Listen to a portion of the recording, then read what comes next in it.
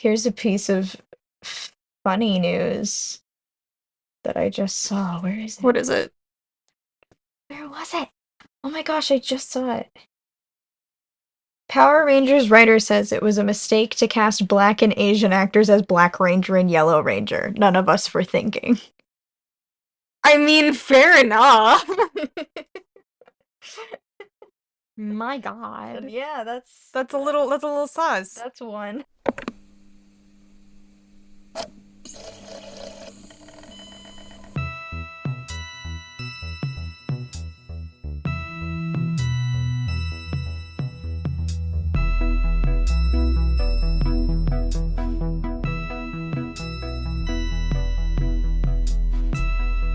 Okay, welcome back. I'm banished. I've been banished across the room for having too loud of a voice. Yeah, we get a little too excited, so and I have to be close by to do controls, but it's Yeah. fine. So you're sitting It across works. the It room, works. and it works because you project. Yeah. So I'm autistic. I'm loud. so I'm autistic and like tone deaf and just years of hearing damage done by headphones. So like, all right, so welcome back to the Kill Your Normie podcast, where we go deep on nerd culture and pop culture because yes, it is that deep. and you're drowning.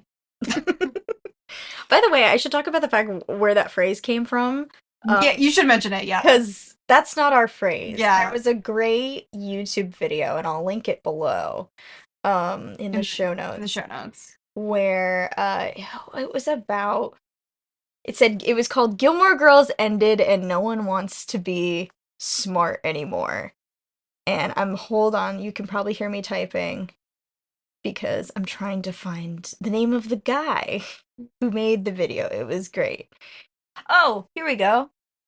It's called Gilmore Girls Ended and Now We're All Stupid. It was published 4 weeks ago, and the YouTuber is Horace Gold. So I will share that in the show notes, because he said, "Girl, it is that deep, and you're drowning." And that's one of the best phrases I have heard. Adding that one to the vocabulary. Yeah, exactly. The vernacular. Yes, but that's kind of the mission statement of the podcast is it is that deep and you're drowning. So yeah, welcome back. It's the second episode. Let's go! Electric Boogaloo. Excellent. So should we just jump straight into headshots? Let's do headshots. Okay. I'll let you go first since you are taking the lead in this episode. I wanted to do a lead-in on mine. So you want to do yours first? Okay, sure. Yeah. So my two headshots are one, it's like not a piece of news, but we're very happy because Ren and I got our Thunderbolts tickets today because those went on sale. Like it's buzzing off the hook as they were texting me. Well, because we're going with our dad. Yeah. We're all coordinating show times and things like that. So that's happening. Very excited. I finally seen the trailer. You so I never watched? I had never watched the trailer, so I finally seen that. What are your thoughts? Everything's so brown. Yeah. It's very brown. It's very dark. Yeah. It's a darker take, which I'm not. I do like Bucky though. I like him decently enough. I like Bucky. I like Yelena. Very happy to see the other people. Valentina, like Julia Louis-Dreyfus in that character is also really fun to see because we've seen her a couple of times already, which you don't know because you haven't watched it. No idea. No idea. This is all gonna go right over my head. Yeah. So, very excited about that. And then the second piece of news is so there is a new Sherlock Holmes adaptation that is coming out. Not this week, but next week on the 12th. This is editing Lindsey. The show actually comes out on the 16th. I was thinking of Doctor Who Season 2, which is coming out on the 12th. And it's coming from the CW, so you know. Sex, drugs, violence. No, I mean, well, the CW hasn't really put out any original programming in a hot minute. They've been mostly freeform. They've mostly been acquiring like Canadian-owned shows and just airing those and going all in on sports and reality TV. We love our Canadians. Yeah, so the CW has not really been doing much in the way of fiction television, but there is a new adaptation of Sherlock Holmes coming out called Sherlock and Daughter. This is turning into kind of a big year for Sherlock Holmes heads like myself because we had Watson at the beginning of the year. We're getting Sherlock and Daughter. Guy Ritchie has a young Sherlock series in the works, and apparently there's another Sherlock origin series in the works. So I am going in cautiously optimistic. I'm sure you will see my review on Soon Fangirl enough. to my core, Yeah. like I did with Watson. So those are my two. All right. My big thing is the other movie I'm going to see very, very soon is we're getting the very first Hatsune Miku movie, but it's actually for the mobile game Hatsune Miku, Project Sekai, Hatsune Miku, Colorful Stage, however you want to call it, which I absolutely adore, and I'm going with my friend. We're doing cosplay. We're about tickets. I'm very, very excited. This is the first time that she's ever had like Hatsune Miku's ever been like in a movie kind of thing, so it's very exciting for me. And then my other headshot is I just finished. There was a game that was announced called Disney Villains Cursed Oh, Cafe. we've talked We've about talked about this. this game. Which was it was like released the same day as it was announced. It was $15, and I'm like, okay, I'll pick it up. And it is so dumb. It's so In a fun stupid. way, In right? a fun way. In a fun way. I wasn't a huge fan of how short it was. It was very short. Oh, you finished? You I did finished finish. I it. finished it last night. It's very short because they give you like there's 7 villains you can interact with. You got Ursula, Cruella, Evil Queen, Maleficent, Gaston, Jafar, and Hook. So there's 7 storylines. You only have to complete 4 of them to win the game, and then you can't go back and do the other ones, which made me very sad because I was getting pretty far into Hooks and I never finished it, and now I'm like, I feel a little blue ball there. Can you go back? I can't. I can't. Yeah, I can only go back if like there's. I'd have to completely restart the game to do it. Um, which sucks. It's just the way that the game was laid out. I did a big review of it on how long to beat, but I might post that on Fangirl to my core as well. It was cute though. The writing's very funny. Also like you get to introduce the Evil Queen to a concept of a pyramid scheme. You get to introduce Maleficent to essentially TikTok. It's a good time. If you're a Disney fan, it's a good time. It's only $15. I think it's on Steam as well. So like if you just need something dumb, just pick it up. It's fun. Um, and actually speaking of Switch games, the Switch 2 was fully revealed recently, within the past week, and I have never experienced a fandom with such whiplash. So that's what the subject of today is going to be. Is we're going to talk about the Switch, but also a lot of issues surrounding the release of the Switch, Yeah, art and commerce, all that kind of stuff. all yeah. So that we decided that would be fun. Initially, it was going to be a bit more of an info dumpy thing on Ren's side, but then we kind of decided to kind of It's kind of like a part 1 and part 2. yeah. Yeah. This whole episode will be everything. Yeah, It's yeah, we're not yeah, doing yeah. a two-parter. Not this early in the game. But because I think there needs to be a little context surrounding exactly why this controversy is happening, because I know a lot of Fangirl in my core doesn't really focus on gaming, and so I thought I'd give you guys a little bit of a background on basically what's going on. So the Switch was revealed last Wednesday, and the console, in my opinion, looks phenomenal. Because it's a portable console, so you can use it on the TV, you can use it on in bed, but it can also play games that came out this decade and not just playing ports of games that came out last decade. Um, which is awesome because we've been on underpowered hardware for a very long time. And we got What is powered hardware? When you say that, what does that mean? so basically, I mean, computers. Think about it. A game console is a computer. So you're talking about something you plug into the wall versus a handheld. That's not what I meant by underpowered. um, basically, so a handheld is a game you hold in your hand. Your Game Boys, your DSs, your PSPs, those are handhelds. And then there's the consoles you hook up to a TV. That's a regular console. But an underpowered console is basically a console that can't play games that are coming out currently.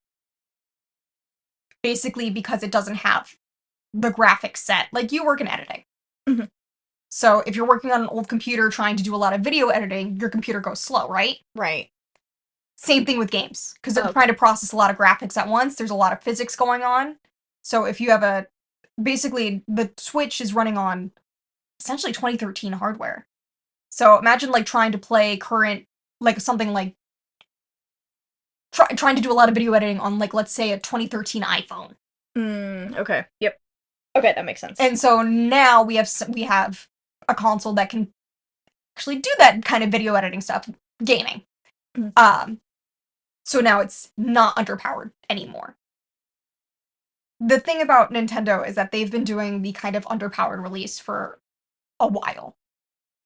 Uh, and by that I mean is that back when they were releasing the Wii, they decided that they were no longer going to try to compete on power and on graphics. We're not trying to make everything look hyper realistic because Xbox and Sony, who do Microsoft and Sony, who do Xbox and PlayStation, were already trying to compete each other on graphics. Nintendo's like, we're not going to do that. We're just going to do form factor and fun.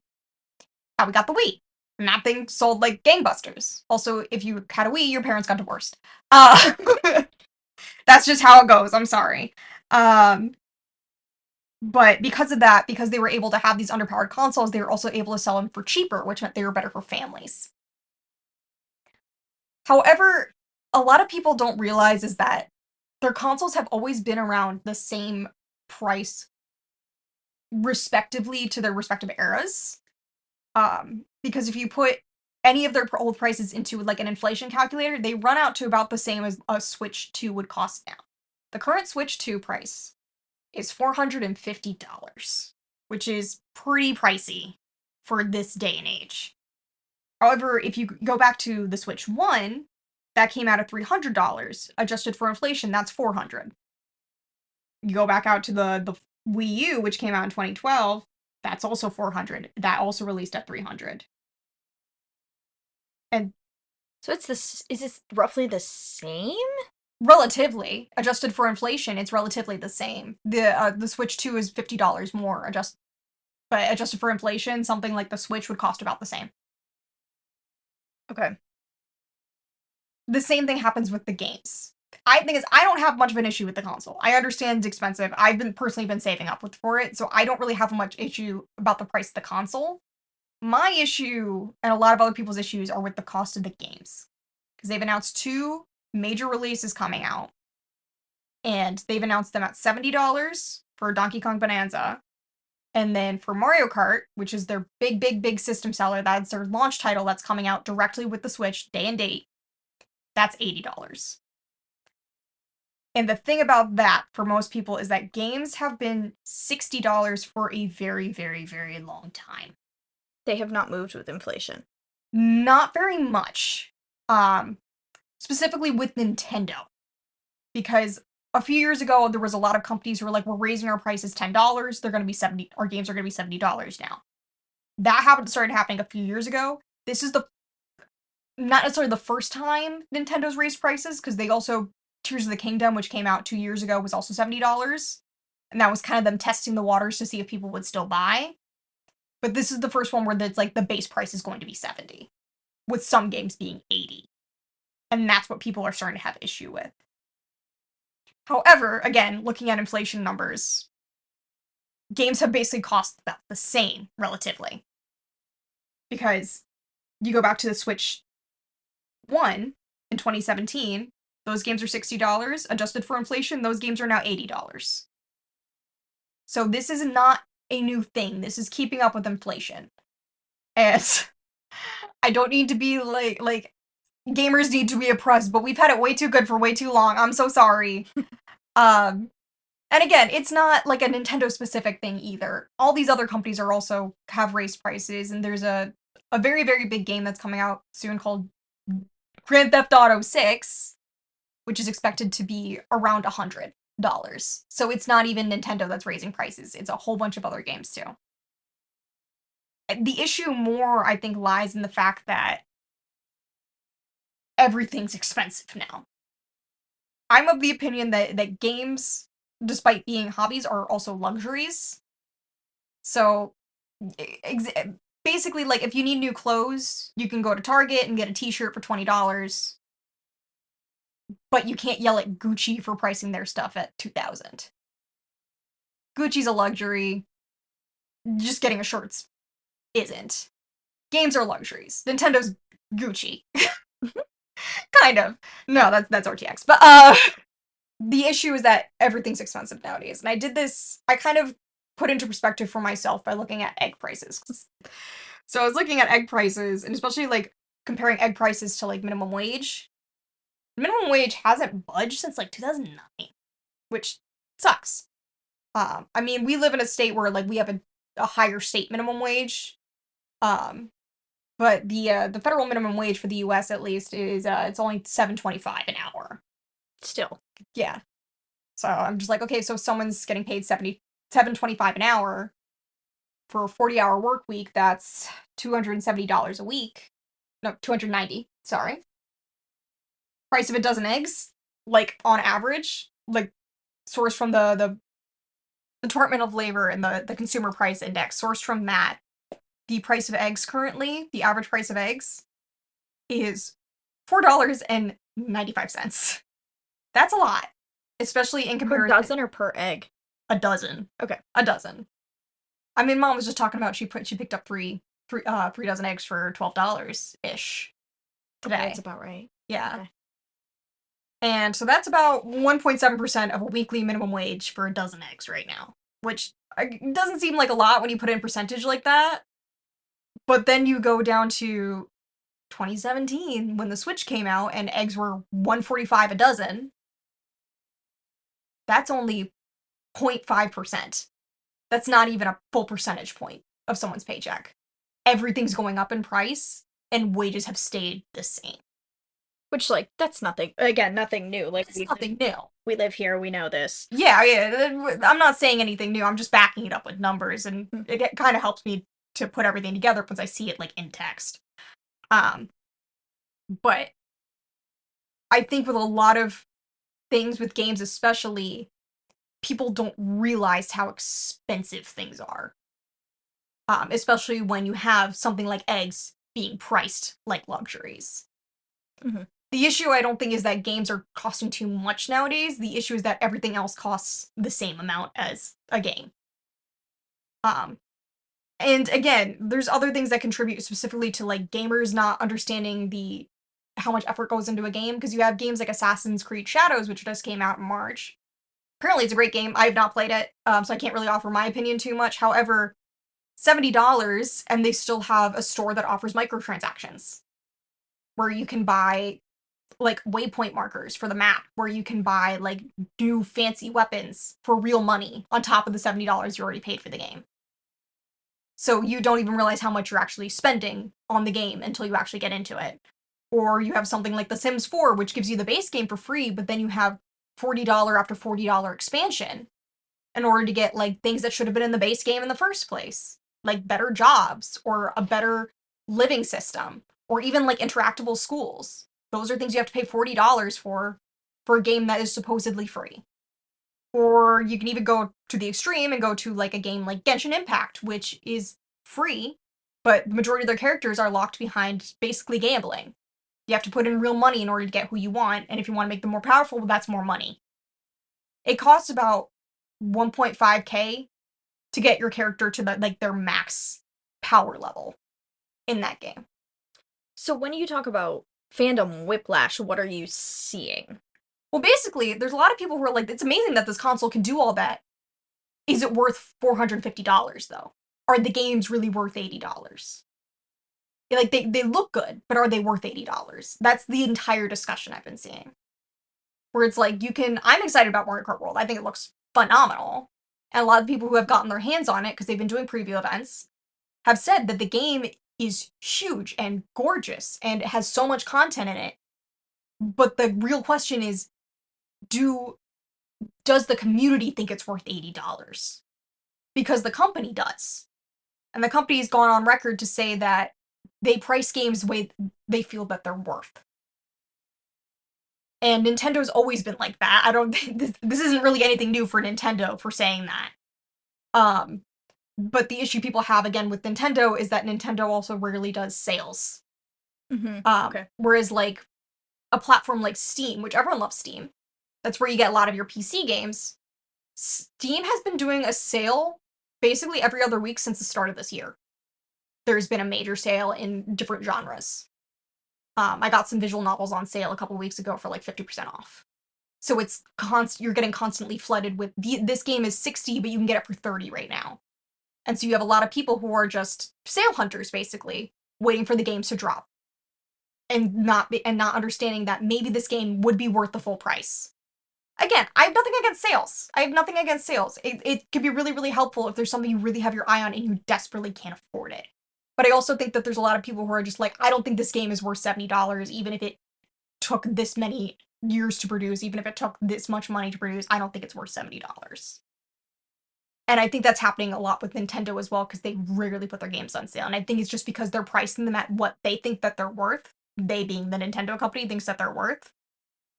And people don't understand how much effort actually goes into making these games. Like Tears of the Kingdom was priced at $70 and people balked at it when the price was first revealed because everything had been 60 up until that point. But you actually play Tears of the Kingdom, and while a lot of people will say it's like it's just a reskin of Breath of the Wild, people who actually go deep into the game's files and stuff like that, they're like, no, they rebuilt this entire physics system from the ground up and made it run on, again, 2013 hardware. Like it's and they fit it all on a 30 GB cartridge. Like that game is like a miracle. Mm. And it runs fairly decently. I haven't run into any specific like issues with it at all. I know some people have had different stories about it, but I haven't run into any issues at all. It runs great. But there was a lot of people who were like, it's not worth 70. And yet it's still sold. So clearly a lot of people do think it's worth 70. But there's a very loud minority of people, I'd say, who are just like, Nintendo games never go on sale, so they're never worth it. When I don't think they realize that the games that they put out, the vast majority of them, there are some games where I'm just like, yeah, you could probably get these on sale and I wouldn't really feel too bad about it. But the majority of them I feel like are worth their full price.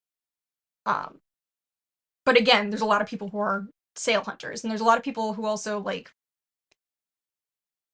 not to bring up piracy, I hate getting to the piracy controversy, but I feel like it's also a worthy angle to look at it from. So like, I have nothing against piracy, especially when it comes to game preservation, because 90% of all games ever made can no longer be played. And so just piracy for the sake of being able to preserve a game that came out maybe on the DS back in 2005, and maybe was like a licensed game that's really cheap, but it's someone's favorite childhood game, and just being able to play that still, I think that says something.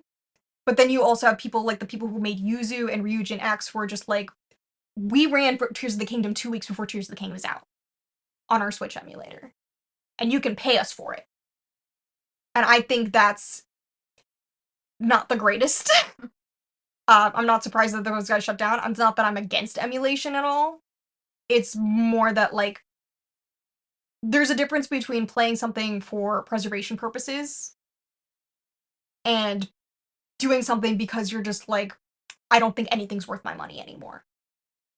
Yeah. See, and I think that's the sticking point. That's the situation of like, there's, and this is where we get into kind of the part 2 of this discussion, which is art and commerce and also accessibility, because you can go quickly from a discussion about, well, I can't afford to go see this thing or do this thing or play this thing, to I'm gonna pirate it for free, which is it's illegal. We should acknowledge this is illegal, but like, the fact that like you can go very quickly to the side of, well, none of this should be paid for at all. Like, it's, and that's the thing. It's not just in gaming. It's in TV. It's in movies. It's in a lot of stuff. I do think the fan, if we want to like talk about it in that sense, I do think there is a weird entitlement thing.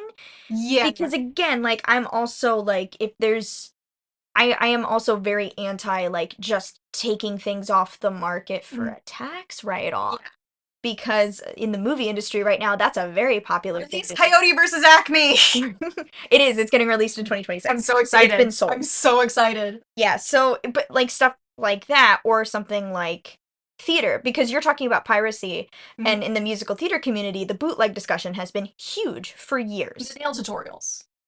Yeah, the slime tutorials. The slime tutorials. So that's been a huge discussion for a while, and I did a video on YouTube like back in 2019 where I was like, I was really talking about like, I wasn't going like for or against bootlegs, but I was talking to like theaters in general and being like, you guys need to get with the times, because there is this whole thing of like, and I work in theater. Yeah. Like, that's my literal day job. And I work for a theater who has dabbled in the live stream thing.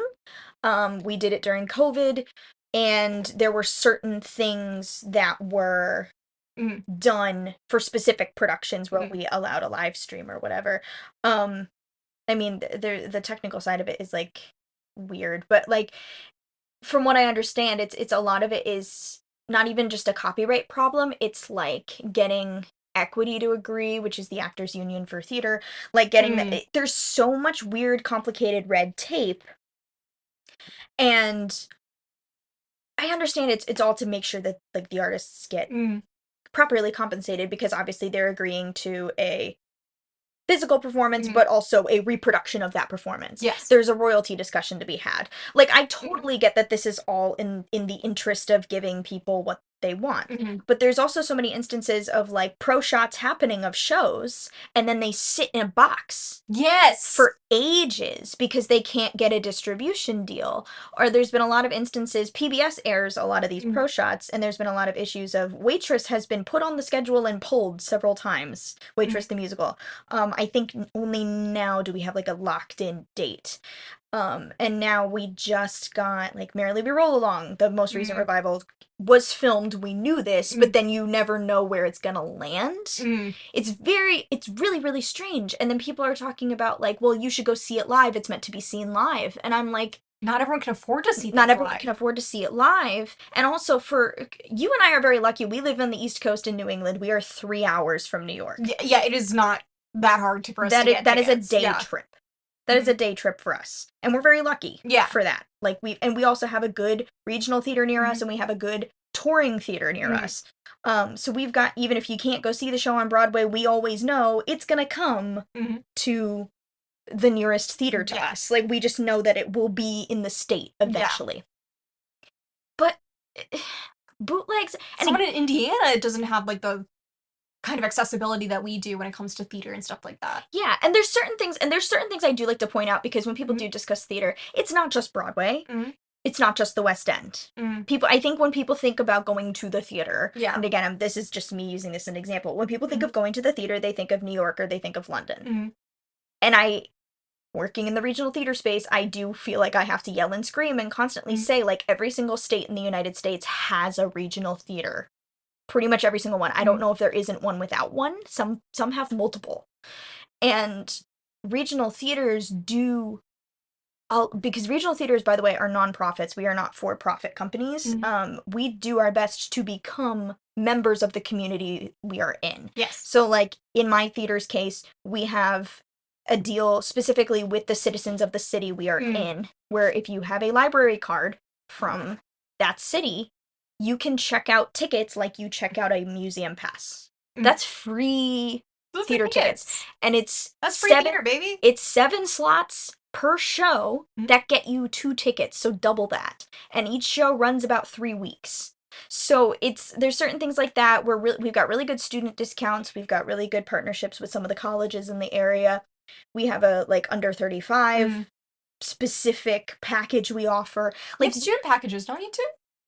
not like packages, but Mhm. again, like people from the community college can get like $10 tickets Yeah. or $5 Mhm. tickets if it's relevant to a class. Mm. Which we have like specific ones, like we're doing a Shakespeare. Usually those end up being what we call a one play, which is $5 Mhm. instead of 10. And if you're faculty, you get a deal too. So we theater people really do our best, at least non-profit theater Mm. people really do our best to make things accessible to other audiences other than rich affluent white people. Yes. So it's or rich old affluent white people because we're Yeah. desperately trying to get young people into the theater Mhm. because if you get more young people in, it Mhm. allows you to take more risks and try different things. Not only that, if you get a young person in, like young, and they stick around, you just Yeah. scored yourself a new subscriber. Like, because the reason why I like theater so much is because my parents took me to shows when I Mhm. was a kid. Yeah. Like, and it's starting with stuff with kids in it too. Because Yes. like mom would take me to Sound of Music, Lion King King. and I, Lion King. We never saw Annie, shockingly. I Mm. saw Oliver. I got traumatized. Like it was, Mm. it's a whole thing. But it's that kind of stuff. It's true community building Mm. and stuff like that. But when people talk about, the bootleg conversation, I'm just like, if your parents aren't into it, if it's not Mhm. And granted, some states are much bigger than the one we live in. Yeah. Like, if let's say your regional theater is kind of far away for you or anything like that, Mhm. bootlegs are the way to go. Also, going back to your archive Mhm. discussion, that's great archival Yeah. footage. Also, especially just as an actor as Mhm. well, we get asked for reels all Mhm. the time. We're not allowed to film our performances. Like most of the time, like most of my stuff in my reel is stuff Mhm. like my mom sneakily shot. Yeah. Like not legal. Like it's Yeah. like I think I do have like a full like I think they did tape like the full high school productions we Mhm. did, but like it's They're somewhere. but like this is the thing, like Broadway actors, like they will complain about people like obviously filming in Mhm. the audience and stuff, and yes, that is distracting. And Patty LuPone. Patty LuPone will yell at you. Yeah. Yeah.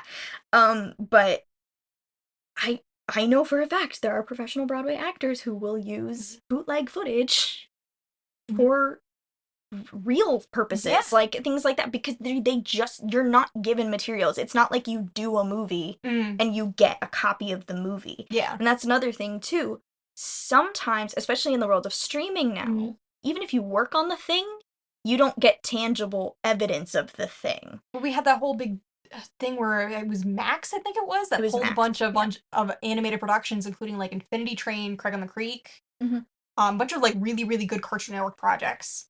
And a lot of those people were just like, yeah, I basically have nothing to show for it. Now I worked on this show for 5, 10 years, nothing to show for it anymore, Yeah. and that's heartbreaking. The fact that Mhm. we can't even get DVD copies Mhm. of anything. Like they can't even go to the store and just buy. You can't just buy the first 4 seasons of Infinity Train. No, you can't because Mhm. they never released anything. I'm actually always surprised when I find out stuff's getting released on Blu-ray Yeah, nowadays. I'm always really surprised. and even Um, then, like Blu-rays can nowadays, like for specifically for animated movies, I've seen them run upwards of $50 for a Blu-ray, for a Blu-ray. that's crazy. But like Mhm. I know I think it was the creator of Dickinson Mhm. on Apple TV who Mhm. negotiated with the studio saying, Mhm. I want a DVD copy. Not even like to be sold in stores. She's like, I want a DVD copy of my show in case you Mhm. decide to delete it somewhere down the line. Mhm. And I'm like, The yeah, fact that we have to ask for that. the fact that you have to ask. Mhm. And this is what we're talking about Mhm. when we're talking about appreciation of art, like the intangibleness of it. And Mhm. the thing is, going back to theater for a second, people are Mhm. like, oh, the beauty of theater is that you Mhm. can't see it twice. And I'm like, well, in some cases you need proof it happened. Yeah. You really do. It's Mhm. portfolio. Yeah. It's, you know. Well, if I could talk about like, I mean, one of the biggest issues with gaming preservation Mhm. is the hardware of it. Because so many games are specifically built for specific hardware, and if that hardware doesn't have a back door to get into it, like I'm lucky I have a 3DS and I can play basically the entire 3DS library if I wanted to. But you have something like the game PT, which if you guys don't know, there's this big horror game series called Silent Hill. Back in I think it was like 2012 or 2013, they released a free download on the PlayStation Store for PS4, and they're like, this is a free demo basically. It was called PT because it was called Playable Teaser. And it was basically you just walked through a house, and every single time you went through it, there was like something was changed, something was different. There was ambience, and like you would find like babies in sinks or something like that. But it was a looping hallway basically, and it was one of the most gripping horror experiences anyone had ever experienced. And then you find out it was a new Silent Hill game that they were advertising. People went bananas for it because the game was the playable teaser itself was good. It was only like 2 hours. It was really good. I think Guillermo del Toro was working with this too. Wow. Like it was a big deal. Then something happened with the production company. The production company dropped the project and pulled PT from the PlayStation Store. So since PT was on the PlayStation 4, the PlayStation 4, as far as I know, has no backdoors into it that you can use to hack into it, which means that there's no way to put PT back on your console. I think the only people who can were people who had downloaded it previously, and even then, I think that's suspect now. Like, I don't even think people who had downloaded it previously and deleted it can still get it back. I remember there was this period of time where people were like selling off their consoles for like $800 in 2013 after it got pulled, and just being like, it has PT on it. Well, it's sort of like how they were selling iPhones with. Yeah, with Flappy Bird, yeah. Well, Flappy Bird's it's the same thing with Flappy Bird. Oh, I Flappy forgot about Bird, Flappy Bird. yeah. Um, but again, that was like a phenomenal piece of art, and there's a lot of people who cannot play that game now. And you can only like experience it through like a let's play on YouTube, which doesn't really have the same experience of seeing that front door and not knowing what's going to be behind it. Like there's something very, very gripping about horror games that you just can't experience if you're not playing them for yourself. Um, and the fact that that's just gone now. I mean, Hideo Kojima, who made the Silent Hill series and was working with Guillermo del Toro at the time, did end up making a different project with him, which called Death Stranding, which was also very, very Oh good, yeah, I remember Death critically Stranding. acclaimed. There's Death Stranding 2, which I coming out this year or already came out or something like that. But yeah, babies in tubes and stuff like that. But it's he's a very weird guy. We love him. Um, but so like it wasn't all lost, but the fact that like that specific project that was so well received for a 2 hour long, basically a demo, is just like you can't even. It was such a phenomenon when it came out, and it was such a tragedy when it got taken. Yeah, it like that kind of stuff just like absolutely guts me because again, like there's no it's nothing. It disappears. And it's that myth of ownership thing Mm. where like all of a sudden like just stuff gets taken away because Because that's huge in gaming. It's so common for games to just get yanked out from under you, especially like if you're in the mobile gaming space. Like there was this the Love Live second app was announced for US release, and the same announcement they also announced that it was ending. oh my god, They're like, "Hey, we're releasing it," and then 3 months later, it's going to be gone. By the way, just so you know. And everyone's just like, "Well, why do it? why do it then?" Because it already end of serviced in Japan after barely a year, I think it was. But yeah, it was that kind of stuff is very, very common in gaming. Um, Again, a lot of anti-piracy measures and stuff like that in gaming as well. And again, like there's many arguments you can make for piracy and against piracy as well. Personally, I am in favor of piracy, especially for game preservation, Yeah, you said. in Minecraft. Um, but there's something to be said also about like someone who just doesn't think that art is worth money when there are actual people behind the art making it. And that was Mm-hmm. what we said in our previous episode when we were talking Mm-hmm. about Snow White because obviously we were going to come to it being like, "Hey, I didn't like this." But we Yeah, also we're like hey, a person made that. yeah. Thousands of people Mm-hmm. made that. Um They did their best with what they were given. and again, like a lot of Mm-hmm. it is like under the power of the suits. Like it's usually not people who are involved in the creative process. Mm-hmm. Um and that's kind of what bothers me because I've run up against it in my own career where like people do not understand Mm-hmm. what is people on our own board at my job don't understand what Yeah, our situation is. I think they think we're like a glorified community theater. yeah. And Because that's not that community theater is not yeah, valuable, but also we're like, no, no, no, no. We like make new work and build our own sets. we And can't hire your sister as a makeup artist. She that has was no certifications. that was a real question we Yeah. got. Also most theater people do their own makeup. Surprise, Yeah. surprise. But that kind of stuff, or like, and I've chatted with like actual people who are our money people, and they don't actually. None of them have done a play, Mm-hmm. or do like like I ended up speaking to a guy for like several hours at like some kind of work Mm-hmm. function, and he was talking to me and my coworker who we've both done theater like most of our life.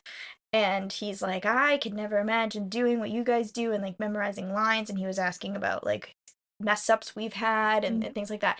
And like just people who have no concept of what it takes to do it. Mm-hmm. And sometimes, there is a sense of like awe to it where Yeah. like they have like this sometimes it's nice to have someone who like has the magic in their eyes. You know what I mean? Yeah. Like they don't know like sometimes it is nice coming to things when you don't know how it's done because then you can just be dazzled by it. But then there is like sometimes a lack of appreciation Mm-hmm. because to you it's just magic, it just happens. Yeah. And sometimes again that can be a good thing, that can be a bad thing because I mean I remember what it's like going to like going to the theater after I've gotten to like be Mhm. backstage, work in a theater every day, Yeah. go through a rehearsal process, Mhm. go through the audition process, do it like where a lot of it gets demystified, it does change your experience Mhm. a lot. You can't really engage in the magic quite as much. Mhm. But it does make me have great appreciation for it, and it also makes me have like a sense of protectiveness over Mhm. the people, like, and I'm sure you have it for like gaming studios as Yes. well. Because we're going to talk about when we went to Disney in Mhm. October, Yes. for the first time in a while. We saw Phantasmic for the first time in like a decade, Yeah. more than a decade. 15 years probably. Yeah. I feel like we've only ever seen Phantasmic once, Like when we were like children. when we were children, and the day we were there, they're in Phantasmic. It's a nighttime show. It's on Oh, the I remember water, this. Yeah. and there are barges that come out and float, and they're lit up. And it was There's different. dancers on it. There's dancers on it. They're like different Disney prince and princesses Mhm. waltzing. On our night during our performance, they do two performances a night. Also, something that regular theaters don't do. Yeah. One of the barges crashed into another one, like something happened with the controls. One of the actresses fell, like Mhm. we saw it. Mhm. The person playing her prince picked her up immediately and just kind of held her, and they paused. It seems like they had protocol Yeah. in place for when that And happens. it was very elegant too. Like Yeah, they covered it well. yeah. But the thing about Disney, and also like watching Phantasmic, Mhm. understanding the undertaking it is to get a ton of people into a space like that, Mhm. even if it's an outdoor theater or whatever, seeing the tech booth, Mhm. understanding how all of this stuff works, understanding that most of that, Mhm. my guess, based off like when Mhm. Phantasmic maybe was released back in the 90s, Mhm. I want to say, they're probably running off the same tech the freaking boat from Phantom of the Opera has, which is Yeah. radio controlled. Mhm. So I'm like, there's room for error in Mhm. that. These effects have not been updated Yes. since God knows when. But it does make me sit there and go like, they're unionized, right? Like there's protections in place, they have things, there's stunts in this show, there's live Yeah, they've flames. got like yeah, extreme stunts in this show. Yeah, so I'm like, but as someone who Mhm. like works in the industry, you're kind of like, are you covered? Are these people good? Is there another Mhm. person who goes on later? Like, are they gonna fix this? Do they have time to Mhm. fix this? Because I mean, it took a while for them to get the barges out too. they They did lingered. they did yeah, they lingered, and then Mhm. once they got them going, they rushed them off. Yeah. There's also another thing of like during concert tours, artists have in Mhm. ears, so they can hear the music, hear Mhm. themselves, but also, should something go wrong, the tech booth can speak to them. And it also makes me wonder, I'm like, do they have that? Is there a way to communicate? I've seen that actually happen during a performance. I really into Love Live, and so there was one of their early performances. One of the girls, her character plays piano, and so she was supposed to play piano live at the show. This girl, her actress, as far as I know, was not a professional piano player. This is one of their first shows. She goes up to the piano, she starts to play the solo, hits the wrong note, and freezes. And you just see all the music pauses, all the girls pause because there's 9 of them on stage, and and then a bunch of them like people have speculated about exactly what happened, but basically a bunch of them go they calm her down because she started to have a panic attack. They're calming her down. They get her up there. They basically, as far as I know, they basically like they had someone in the ear just being like reset to 1. They reset to 1. She nails it. Performances goes on. The crowd was also very very supportive of her. Like they were cheering her name and stuff like that. But I'm just like that's so overwhelming. And the fact that like all those eyes on you, it's a lot of work. It's a lot of stress. Like, and I don't think people realize that there's a human component to No. all of this. And also, like, Mhm. comparing, like, the Mhm. Phantasmic thing to that, the Mhm. fact that you just said the girl freaked out and had a panic attack. Mhm. The fact that Phantasmic we were watching and we were like, she fell, we're like, but it was elegant. They Yeah. covered it well. Mhm. And I think there's a and again, there's a difference in training. Mhm. I always joke about the musical theater sleeper cell training, Mhm. because there is something in you that like Mhm. snaps into place when shit goes wrong Mhm. on stage. Because I did a concert from last May, Mhm. and like that was freezing cold. We couldn't hear each other. I couldn't Mhm. like hear anything. Like the fact that I was able to like Mhm. muscle my way through a less than Mhm. stellar like Yeah.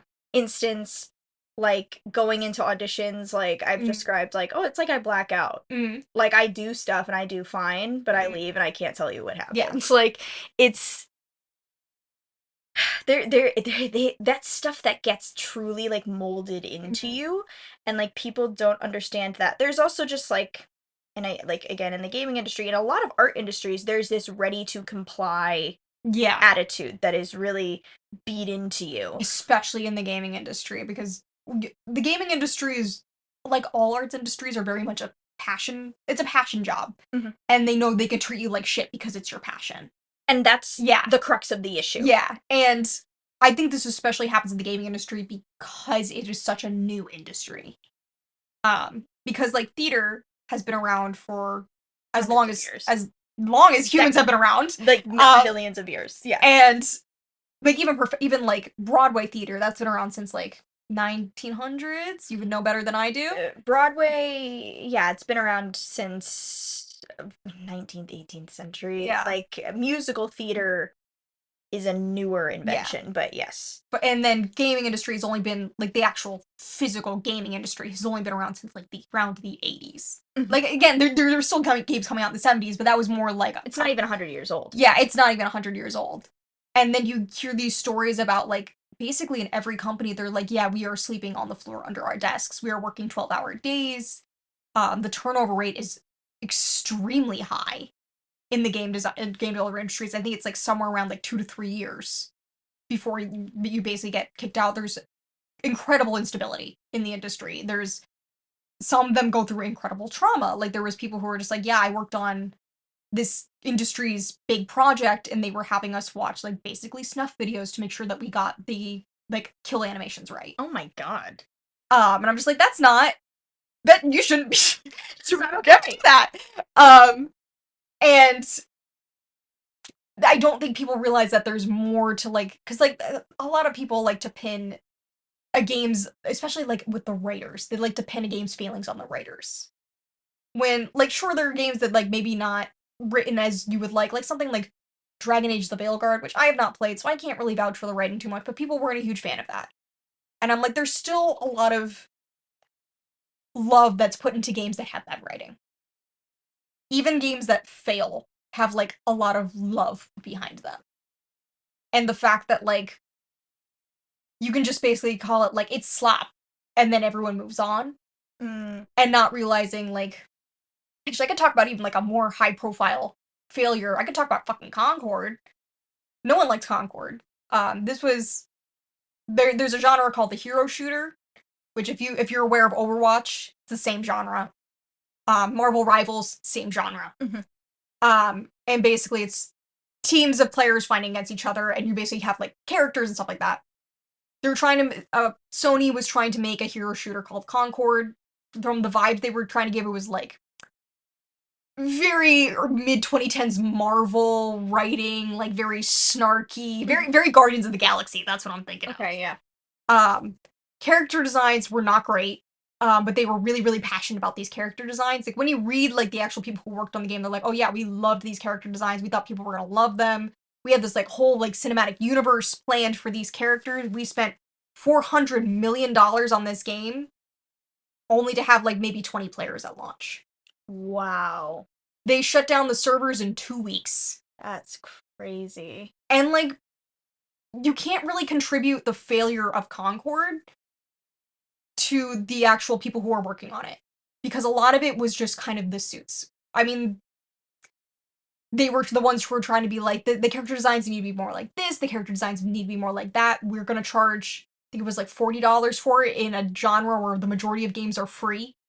Um and the writing just was not something that was attuned to 2024 standard. This game came out last year and it was still talking like it was from the mid 2010s. Mm. And I'm like, you can't really like. There's a lot of failure points in Conquer, but I don't think the failure points come from like the grunt work, the fucking play testers or the people who were just doing the models. I think a lot of it comes from the suits who thought that they had a finger on the pulse when really it was a dead body. Uh, It's a great way of putting it. so I have a lot of respect actually for the people who did work on Concord and tried their best with what they were given. I still wouldn't play it. It's still not my game, and I think that like if I was there, I would have been able to see. And a lot of the developers actually did see that like, we saw the failure coming from like a mile away. We didn't think it was gonna be that bad, but we knew it was not gonna be good. Uh, It's interesting because mhm, currently I'm watching this show, The Studio, mhm, on not Netflix, Apple TV, mhm, Apple TV Plus. mhm, Hashtag not Spawn. yeah. I've talked about two shows from them. But this week's episode Mhm, was about a movie Ron Howard directed. It's like a fake movie. mhm. Anthony Mackie was the star, so he was guest starring. Oh, Anthony And Mackie. basically they start the episode with going in for a test screening. They're Mhm, gonna watch this finished cut of the movie, mhm, and in the beginning you see them like 30 minutes in, they're like, man, this is great, oh my god, like this is awesome. mhm, And you see like clips, mhm, and then they're like, okay, 2 hours in, and you see the moment that you think is going to be like the big ending of the movie, mhm. and then they cut to 2 hours and 45 minutes in, and there's this whole artsy scene at a motel at the end that lasts like a really long Oh my time. god. So the conflict of the episode is they're telling Seth Rogen's character, who is the new head of this studio, who he really does love movies, but Mhm, he's really struggling with the commerce side of yeah, things and the soullessness of it. But the whole premise was you have to tell Ron Howard to cut this bit yeah, because it's fine without it. Like they were yeah. like, this was like really the one glaring problem, and they're like, you have to tell him. This could have been an email. Yes, he's like, you have to tell him, and he's stressing about it and he's stressing about it, and he's gonna go into a marketing meeting with Ron Howard, so they're gonna look at posters. Mhm, And he doesn't know that Anthony Mackie, the star of the mhm, movie, is gonna be there as well because he's a producer. mhm, And he's hyping up Ron Howard, mhm, Being mhm. Anthony Mackie, and saying like, "This that scene at the end is so amazing," Oh and all my this stuff. god. And they're all panicking. Then Mhm, you also find out that the scene is very personal to Ron Howard because he had like a cousin who died, and the kid in the scene is mhm, like the cousin who died. There was all these things, and then you get to later on, and they're still trying to figure out like, and Seth Rogen keeps trying to pass it off to mhm, his employees, like, you tell him, mhm, I can't do this. Um, and eventually Anthony Mackie does come to him, and mhm. he's like, you gotta tell him to cut that last 45 minutes. And he's like, what are you talking about? You liked it. He's like, it was crap when we shot it. I knew it was crap when it was done. I need you to tell him to kill it. And it's just wild to me. We're like, sometimes like I do agree when you're working on a project, because Mhm, I've definitely been in shows that I've thought were going to be bad, mhm. and then when you see it later, you're like, oh, No, I like understand. I Yeah. get it now, because I was in a show like when I was like 15, and the script, when you read it on the page, you're like, I don't, Mhm, this looks really dumb, like this looks yeah. stupid. And then once we put it in front of an audience and I heard it supposed, like, my for some reason I was just like, didn't realize it was supposed to be funny, Mhm. and that's why it's dumb. Well, you're 15, you take everything seriously at Yeah, no. 15. So like there's certain things like that, like, so there's sometimes when movies come out bad, I sort of like have to think like sometimes if you're so close to it, like you don't know how it's going to come across. Yeah. But there are times where you're in something, because Mhm, I've also been in things where I'm like, this is not going to play. mhm. It's not. And I know it's not, but you keep telling me it is, and it's not gonna work. Well, the thing is, like, you're talking about that movie episode, Mm-hmm. um, and it made me think of Wish by Mm-hmm. Disney. And we've seen Wish. Mm-hmm. It's a solid 5 out of 10. Um, It's splendidly mediocre. yeah, Like, it was fine. It was pretty colors. the tales of its demise were greatly exaggerated. Like, Yeah, it's fine. It's passable. Um, there's some good music in it, but thing is, you could tell the people who were behind it were very, very passionate about it. hmm, And I think the other issue with like having a lot of that publicized, having a lot of that behind the yeah, scenes production publicized, especially in gaming, is you can be subject to a lot of harassment if something doesn't go well.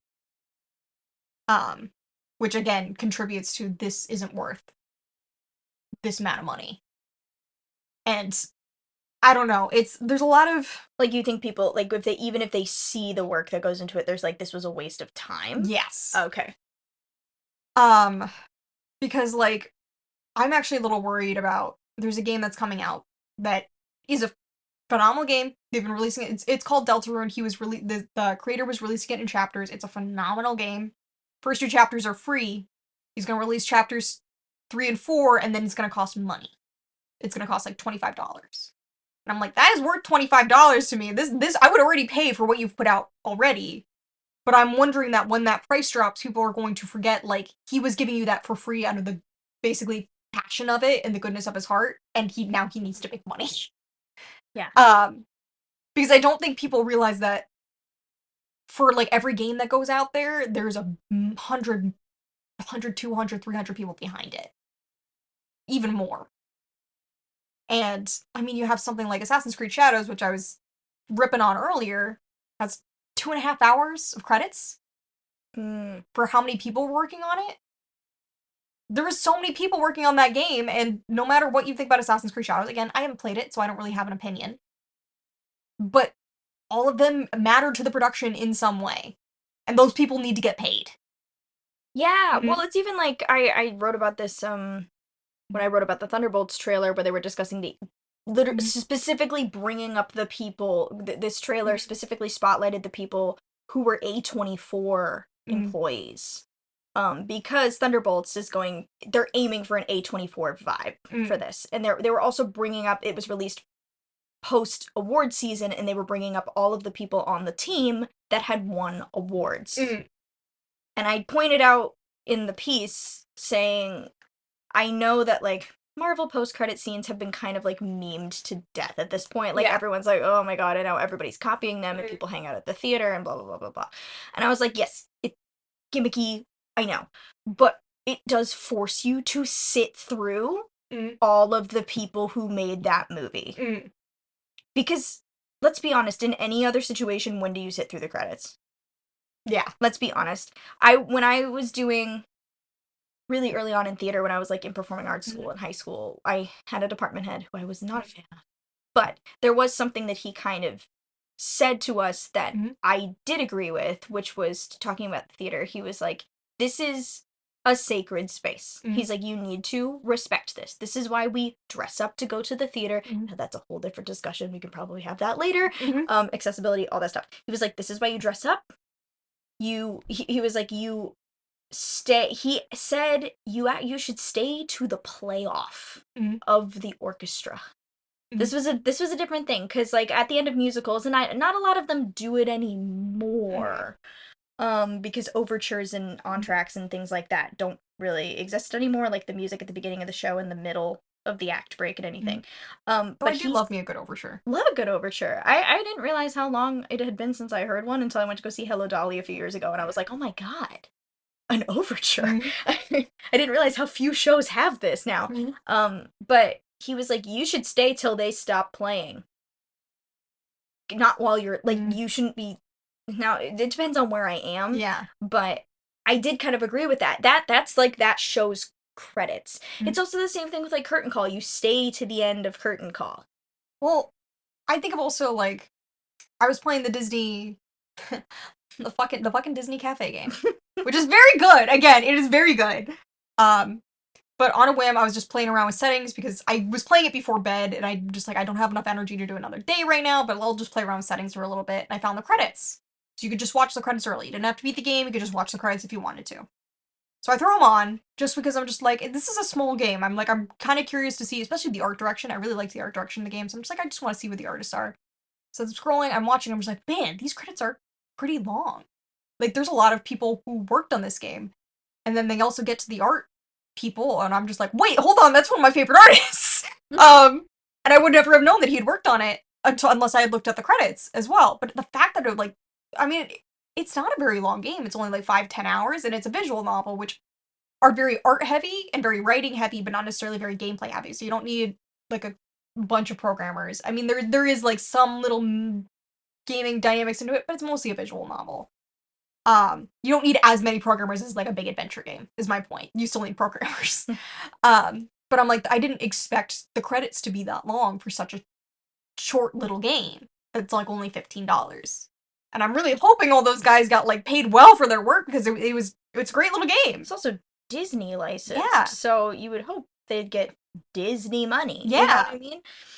I was so excited to see that person because they had a very distinctive name, and so I recognized them right away. Um, but I was very, very happy to see that.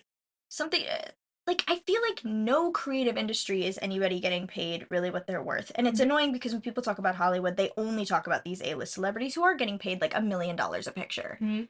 But they also like, and it's crazy when people like even A-listers will try to explain like, okay, that $1 million doesn't go to me, like 10% of that goes to my agent who got me the job, Mhm. my manager who manages all my Mhm. stuff, publicist.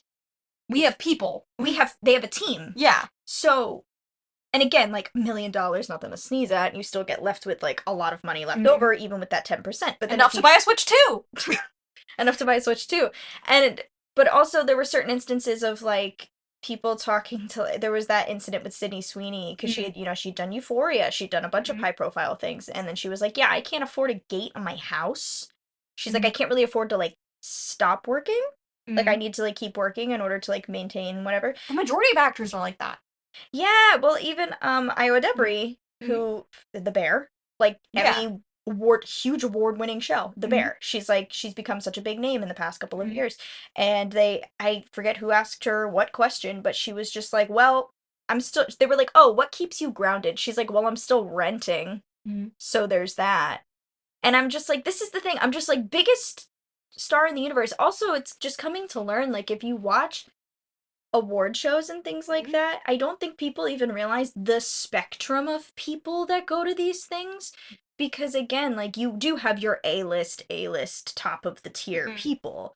But when you get to some of these awards like editing or the short film stuff, a lot of these are like indie projects. These are regular people who Or get animators. or animators, like the people who did Flow. People who did Flow. And like, but again, those are like regular people. Yeah. Like those are not people you see walking down the street and you're gonna like ask for a selfie unless you really know your stuff. Yeah. Like this is like one night.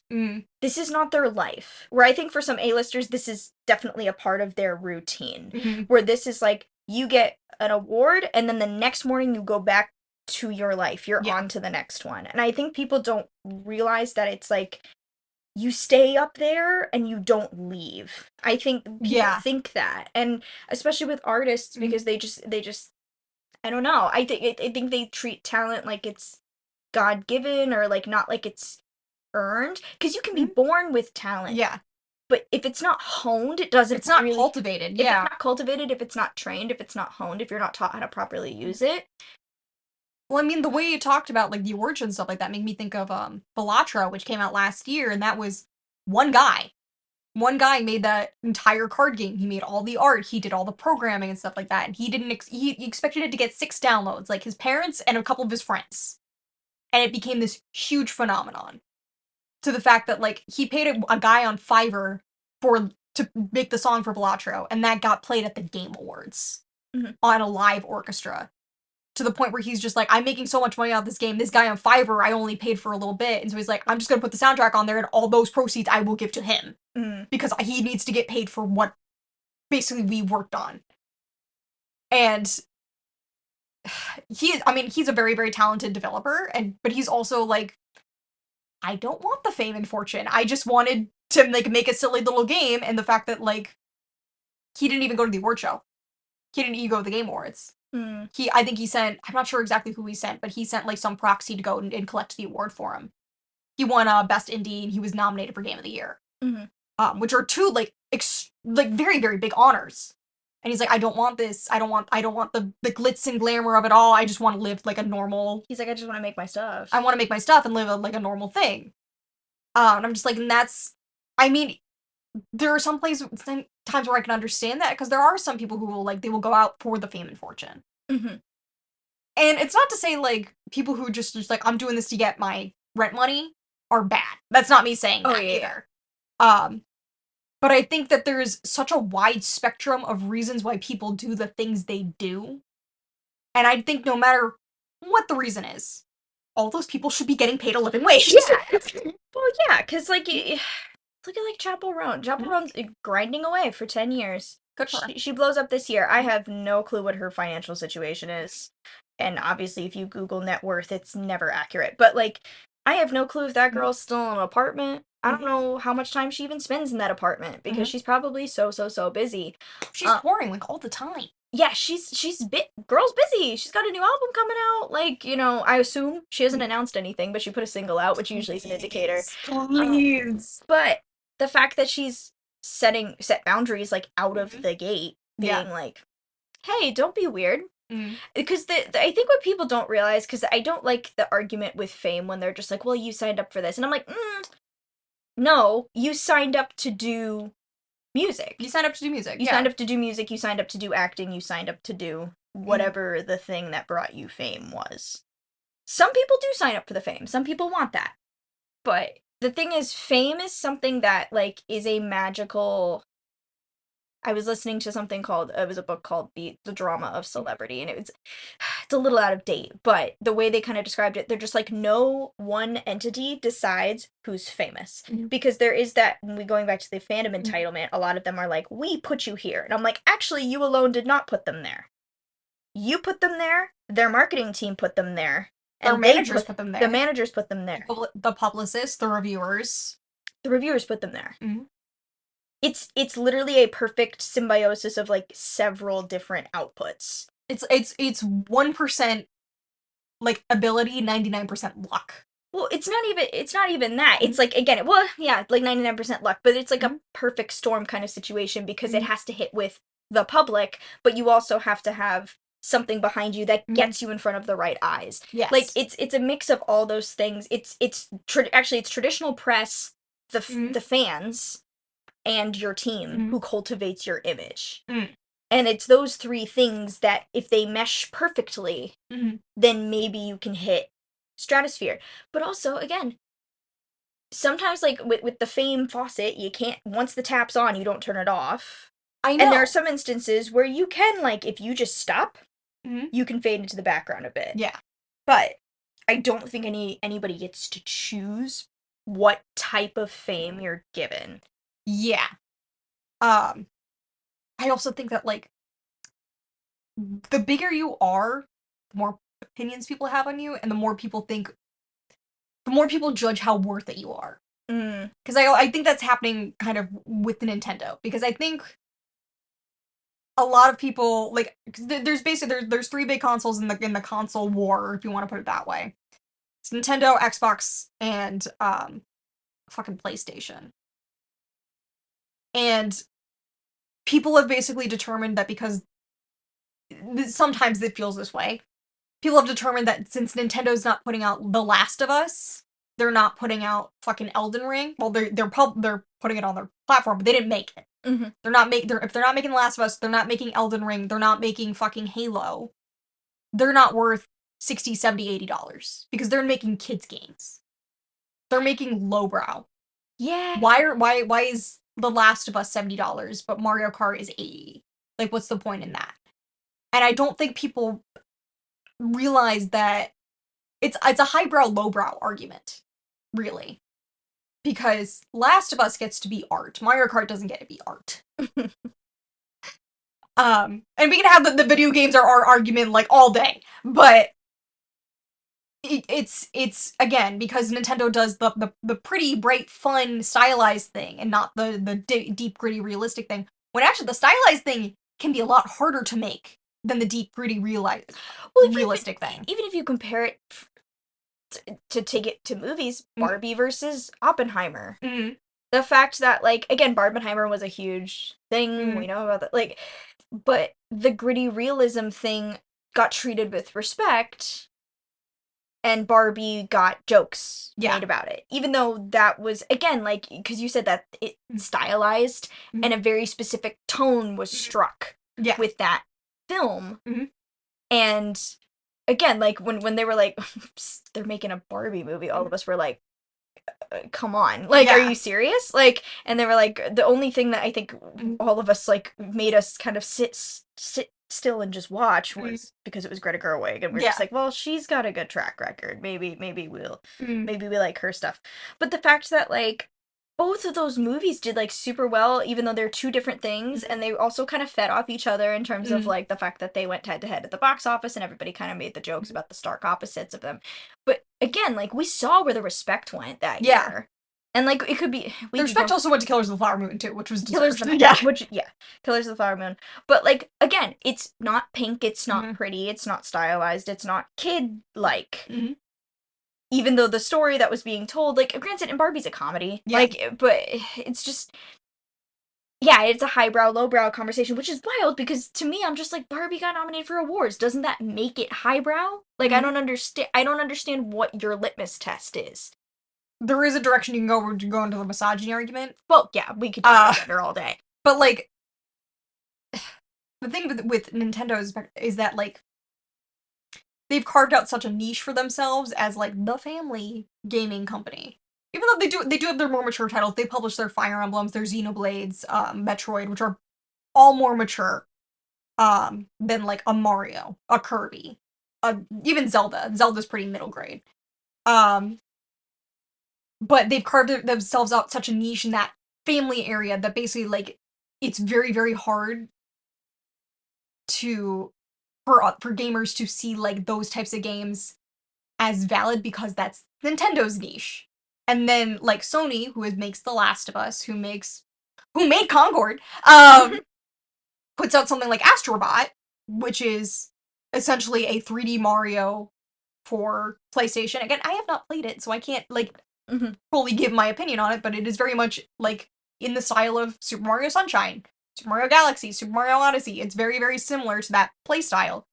And that wins awards because it's Sony doing it. But Nintendo, the goofy, silly Bing Bing Wahoo console, they don't win awards. Really, I think the last award Nintendo won, like the Game of the Year award, was Breath of the Wild back in 2017. Whereas like every other Sony release gets like Game of the Year. Mm. Yeah, a lot of those games I have not played, so I can't judge their value compared to like a Nintendo game that I played the same year. But when something like Astrobot gets Game of the Year attention, when people have been joshing on Nintendo for like being the family fun console for years, it does make you think a little bit. Where it's like you guys think that because this company's lowbrow and family friendly and stuff like that, that they don't deserve the same amount of respect that a Sony or a Microsoft does. And without realizing that there's a lot of love that goes into these Nintendo consoles, and not to mention, they don't really nickel and dime you for a lot of stuff. All these companies have online services. PlayStation's just went up to, I think, like $150 a year. Nintendo's is 20. You can't even compare that. Uh, and so like whenever Nintendo does something that like maybe moves a little bit into a modern space, people lose their shit at them. And then Sony and Microsoft can do all this stuff because it's expected from them because they're the mature companies. So of course they're out for money. It's that thing of like Mhm.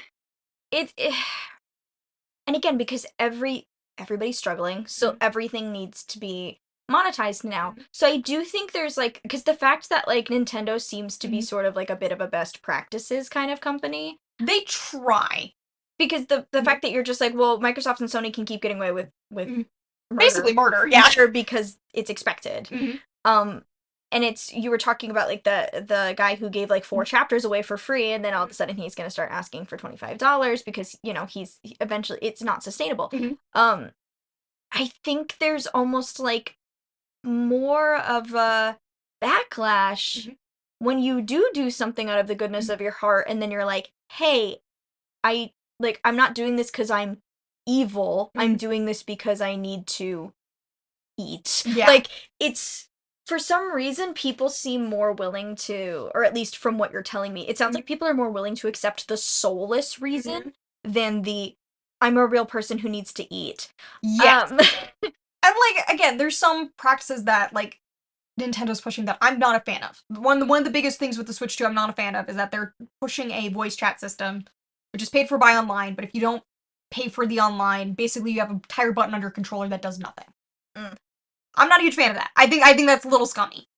But they're also like, but because that's gonna happen for the first year that this console's up, that whole thing's gonna be free for everyone. It's not gonna be tied to online, it's gonna be free for everyone just so you can try it out and see how it works, and then we're gonna have to charge for it. And they kind of did the same thing with their online practice in the first Switch, where they're like, hey, online servers are going to be free. I think it was for like a year or year and a half. And then they're like, and now we have to charge for them just because we have to pay for servers somehow. And not to mention, they give you a shit ton of stuff depending on what, for $20 a year. Um, you get like NES games, SNES games, Game Boy games, and then if you upgrade to like the $60 a year one, you get N64 games. You also get every single DLC they put out for free. That's a lot. That's a lot of that's a lot of stuff for like $60 a month a year. You could switch like that's a lot of money for it. I might actually upgrade to that one because I like N64 games. Where it's like I'm personally as a person who like who assumes like I have faith in a lot of people. It screws me over a lot of the time, but I do. I'm more willing to kind of accept that, like, no, people need to eat, they need to keep lights on, they need servers, and I understand that they're like a multi-billion-dollar corporation, your boots in their mouth, and I understand, but people just don't understand that, like, everyone's living like this. It's not greedy actors, it's not greedy game developers. Most of the time, it's suits. I think the most penultimate sign of this kind of degradation of people not understanding the effort and the work that goes into making something and how much like why things cost the way they do because of how much effort goes in. We have to talk about the Ghibli fucking AI filter. Yeah, that yeah. Because Ghibli films have a very, very specific feel and a very, very specific look to them. And if you watch something like Spirited Away, like you can feel her being sad. You can see the way the tears bubble up. It doesn't look realistic, but it looks like it feels. Mm-hmm. Like the way the water clings to your feet when you're running through a puddle. The like whenever like something like is flying through the air and it's flying right at you, you can feel the wind Mm-hmm. with just the way that it looks. That the amount of effort that goes into that and the fact that Miyazaki can't fucking stay retired, they have to keep locking him out of the goddamn built not literally, but like everything he makes is just phenomenal. But the amount of care and effort that goes into everything, like Boy and the Heron had the scene where where the main character's running through a burning city, and the charcoal and the color of the way that they're doing the burn, it's you can feel it, you can feel it, and that's something that just can't be replicated by just running something through a fucking filter. Mm.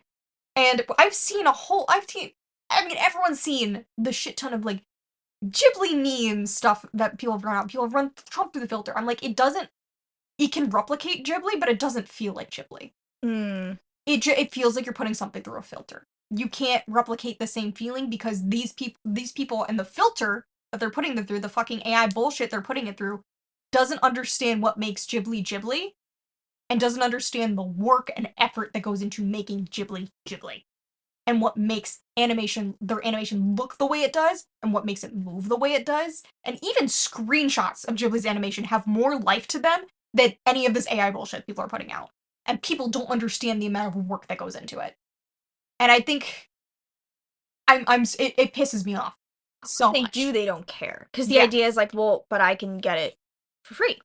I can get it easy. I Mhm. don't have to have years in training and passion or any of that. I can just have it. And again, that also contributes to art just being seen as content. Art should be something that's consumed for free just so I can move on to the next thing. I shouldn't have to think about it. It's not that deep. It's just pretty pictures. It's just pretty pictures. It's just pretty music. It's just pretty pictures. Why should I pay $80? Why should I pay $70? Why should I pay 60, 50, 40, 30, 20? Why can't it be free? Why can't I come to your theater for free? Why can't I play this console for free? Why can't you just give me this game for free? Well, I go through that all the time Mhm. because my job, to quote Ken, is ticket. It's not phone call, but my job is ticket. And the amount of times I get calls, our demographic, and the demographic for most of the theater is older folks. And the amount of times I get asked, "Do you have a senior discount?" And I have to explain to them, we don't have an across the board like 65 and up senior discount. We have like AARP, which is kind of how we do it. And sometimes they're fine about it, or sometimes they'll have AARP and it works out. But there's some people who will get agitated with me when I say that, and they're like, "Well, I'm 80 something, 70 something, all this stuff. I'm on a fixed income, all these different things." And there's certain and I don't know how to like explain it because I obviously cannot tell these people like our theater has some base operating costs. We are a nonprofit. We rely on donations and ticket sales and to do all this for you. The occasional grant. Yeah. If we did a senior discount, we'd bankrupt ourselves.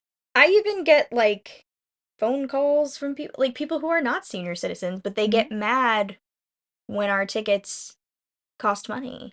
Yeah. Like it's why like almost like they're appalled they cost money at all. Mm-hmm.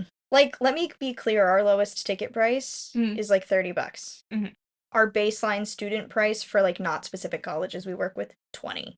Yeah. That's like literally seating anywhere. That's a lunch. Yeah. And like this is the kind of thing where like the fact that people just get like appalled that things cost money and sometimes and Mm-hmm. again like theater is a luxury. Games are a luxury. They are what make life worth living.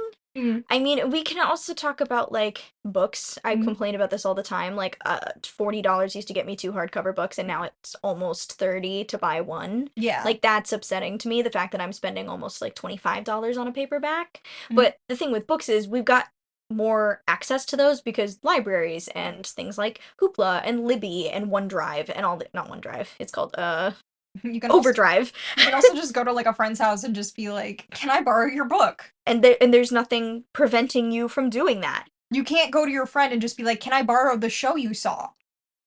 Yeah. Um, Yeah, you can't. Like it's not like it like you can just be like, "Have you seen this thing?" And they'll be like, "What's it on?" You'll be mhm. like, "It's on this streaming service." They're like, "Well, I don't have that one. I have this one." And it's Yeah. it's not accessible at all. There's actually one thing I do have to give Nintendo credit for, which a lot of people are not giving them credit for, is that they're doing something kind of about that sort of sharing aspect of it. Where there's this whole thing in the gaming industry where you will buy a game case, open it up, and find out that there's basically just a code to download in. So Nintendo's doing this thing where they're like, there's gonna be a cartridge in there. Basically, you use the cartridge, it downloads to your system. You only need internet the first time, and then afterwards you just use like you would a game cartridge. It's downloaded on your system, though it's not on the cartridge. But by having it on the cartridge means you can give it to a friend. You can sell it to a game store. Like it's not just it's stuck there on your system and you can't move it. They've also done like something like virtual game cards where like you can share stuff between systems that are digital games. Yeah, cuz I Mhm. remember like my friends used to let me borrow their DS games Mhm. and it would be like I just pop it in mine and it was Yeah, fine. I don't even think it mattered like that it was a different DS or whatever it doesn't like matter. No. cuz you could start from scratch, couldn't you? Yeah, the only if you had save systems, if you save files, Yeah. um, I mean, there's something to be said. Like back then, there was still like region locking and stuff like that, and there's region locking in DVDs. There's region Yeah. locking in like VHSs. Like it's there's always been some sort of barrier. There's always been some sort of barrier, but also Mhm. if you think about like burning CDs back in the day when people used to make like playlists and put them on a CD and Mhm. give it to people, that you owned the thing. Yeah. You did own the thing. Whereas now if I send you a playlist on Spotify or whatever, the artist can choose to pull whatever song they want. Hmm. Like it's I've had to deal with that several times because I listen to a lot of overseas artists, and every so often there'll be like some sort of dispute with the rights, and suddenly an album just gets pulled off. yeah, and it's there's I've had to like resort to like downloading stuff from YouTube. Hmm. Cause there's like an artist I listened to, she was putting out singles, Hmm. and then all of a sudden she's like, no, that doesn't represent me anymore, so I'm taking it down. And so I had to go on YouTube and find people who had re-uploaded it and just download it that way so I'd have it in my library because I'm like, I like the song. I don't care if you think it doesn't represent you or whatever. I'm not really listening to it for that reason. There was a Vocaloid song that got a lot of heat recently, and it was pulled after less than 24 hours. Yeah, it's It's it's just it's it's again, way too easy to disappear stuff now. piracy for preservation, good. I will stand on that hill. I will die on it. So really, I mean, here's the thing. We're doing a lot of like I hate to be the person who complains and has like no solutions. Yeah. So genuinely you and I tried to discuss kind of like, well, what needs to change? And truly it's a cultural thing. It is a cultural thing. I think the biggest cultural shift, and this is my plea to anyone watching it, all 10 of you. We need 12 so we can be like the disciples. Right before Easter, folks. This is my advice to all 11 of you, not Judas. Um, but get curious. Get curious about what goes into The things you the like. things you love. Like even just start very very small. Whatever your number one thing is right now, whether it's a TV show or a comic or a game or something like that. Whoever the director of that show is, whoever the writer of that comic is, or the artist, the lead artist, or whoever's the composer of who does the music in your favorite game, just look them up. Just look them up. Just look them up, see if they have social media, scroll through their posts maybe a little bit, see if they have anything on the background of Oh, the find people their doing it. Wikipedia. I do this all the time. Even if they don't have a Wikipedia, like just find something. Like again, I have that favorite artist who worked on the Disney Cafe game, and I need to go follow them again because I don't know if they're on Blue Sky. But just get curious. Like, and I'm not, and like go off the fucking beaten path and don't look at the company pages. Look for the specific artist pages and see what they're saying. Because I think a lot of people just, again, there's this assumption that it just there's a logical thing where you're like, someone made it. Mhm. But deep in your gut, I don't think people know. I think they think it's magic. Yeah. So if just pull back the curtain a bit. Yeah. I'm not even asking you to do it for everything, but just pull back the curtain just a little bit, just so you know, kind of when you're paying for something, who you're paying for.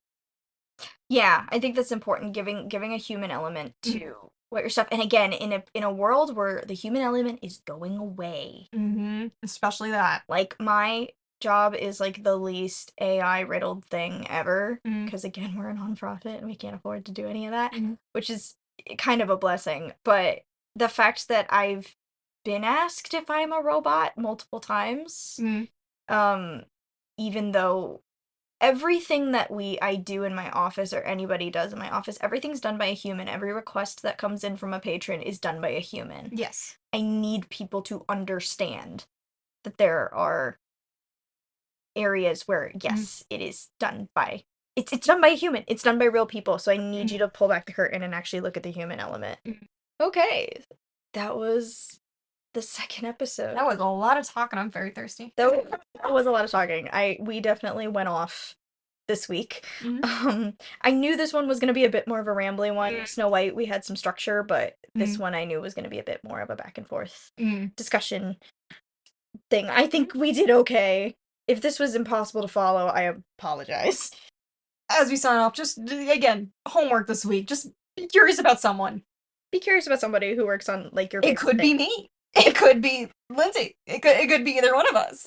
Don't look into my personal information. Yeah. So so we're gonna wrap it up for this week. We're gonna see you again in 2 weeks, and our next episode is gonna be super fun. We've had it on the books for a bit. We're gonna be covering this year's Free Comic Book Day. This will be our third year participating. Very excited. So we're gonna talk about comics and things like that, and get into manga and graphic novels and things like that. So that's gonna be in 2 weeks. We will see you soon.